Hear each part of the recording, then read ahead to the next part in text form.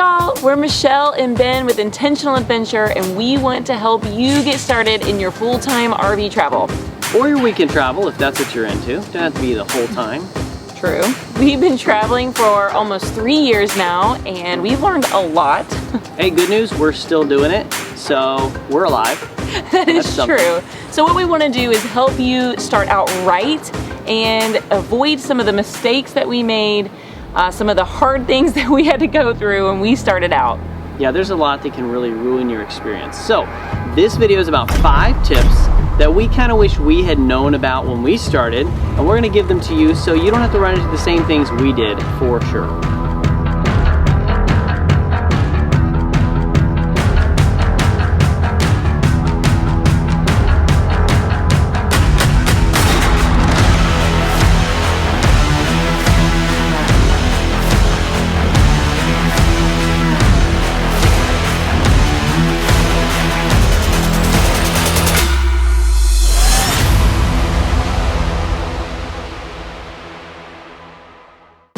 First thing, this video is assuming you already have your rig and now you're like, oh, this is amazing. What do I do? Or what do I need to know? Okay, so first thing, do your research. Do your research on your rig.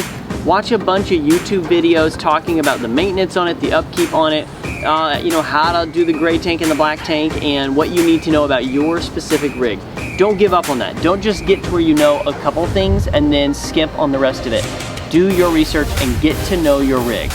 Okay, so number 2 is going to be use a checklist, especially when you're packing up, because you don't want to forget something really important. So I have a checklist for the inside where I go down for each room, what I need to do, and if you comment below, we'll send you that checklist so that you can have it printed out or just on your phone. But having that checklist is super important.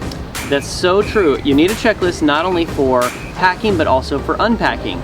And if you follow, eventually as you follow that list, you might not need to reference it every single time. But if you miss something that's very important, it can be real damage for your RV. And it's just not worth that. Take time to make a checklist or reach out to us, we'll send you ours. Number 3 is really important as well. Practice parking and driving your rig before you need to really get it in that tight spot. So for instance, I suggest you get a couple of those red Dixie cups, put some water in them, go to an empty parking lot and practice pulling your rig in and backing it in, seeing how you can get around. This way you can also use the parking lot lines as a reference of other vehicles and what it's going to be like to back in or park your rig. Right, and you can work on the communication between the two of you on how you're going to talk to get into those sites, because sometimes you've got trees, you've got other RVs, things to maneuver around, so having good communication and knowing how to park is super important. Yeah, you can check our video on that. We did a video on how to back up, how to communicate with your partner, your spouse, whenever you're trying to get into a tight space in order to keep your cool. I think you'll enjoy that. Definitely take a look at that. Also, go look on YouTube. Go look on YouTube and research how to park your specific rig. Most of the time, there's gonna be a couple 100,000 videos on something like that. But the people that drive a rig just like yours have done it already, and they've found some tips that work.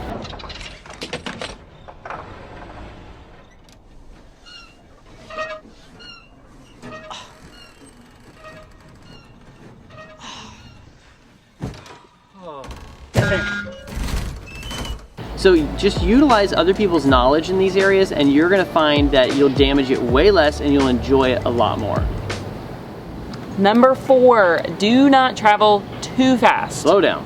We thought we could transition into this like a perpetual vacation, and we were wrong. Yeah, you know, we thought we'd just zip around the US, hitting every state in record time.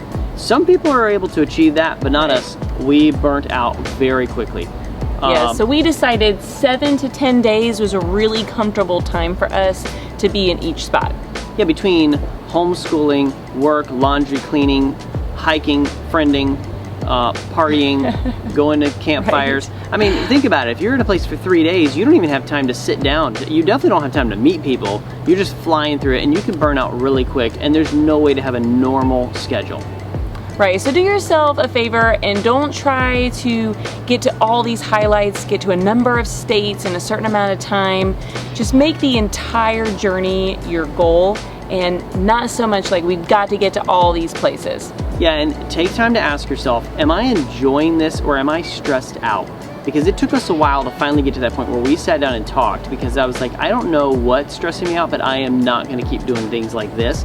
And it turned out that we were just moving way too fast. I felt like I was missing out. If we were in a place for just a couple days, I had to go hike, I had to, you know, park the thing, I had to pick it up, I had to do all this stuff, and it just got stressful because I couldn't even do my work in the right time. So anyway, if you're stressed, sit down and talk about it and say, is this time frame working for us? Is this amount of time gonna work? Right, and if you go slow, you can enjoy the process. Number 5 is really important, get the right gear. Yes, yes, yes, yes. Get the right gear, it's important. Yeah, listen, you're gonna need so many things. You're gonna need a sewer hose, a power cord, a surge protector, air compressor, water hose, drop-ins, new tires if you're like us. Yes. Let me just tell you, there's so many things, but you don't have to have everything, you just have to have the right gear. We have another video on that where we break down the right gear that we felt was ideal and now what we really know. So that is a good video to check out. To recap, do your research. Number 2, use a checklist. Number 3, practice driving and parking. 4, you want to travel slower. Yes, and 5, get the right gear. There you go. Hey, listen, we want your RV experience to be amazing. If you're traveling with kids, we want this to be something they cherish forever. That's why we're doing these videos. Check out our channel and see if there's something in there that will help you avoid some of the pain along the way. We think there will be, but hopefully you get some value from this. Right, so now that you have your 5 tips, go out there and enjoy it. Leave a comment below though and let us know what you think. If there's any other questions that you have, you can also look us up on Facebook and Instagram. Yeah, we want to encourage you along the way, so connect with us. Let us know how it's going. All right, we will see you in the next video, or we'll see you in line at Camping World waiting to get the RV repaired. That's like a several month process. See you then.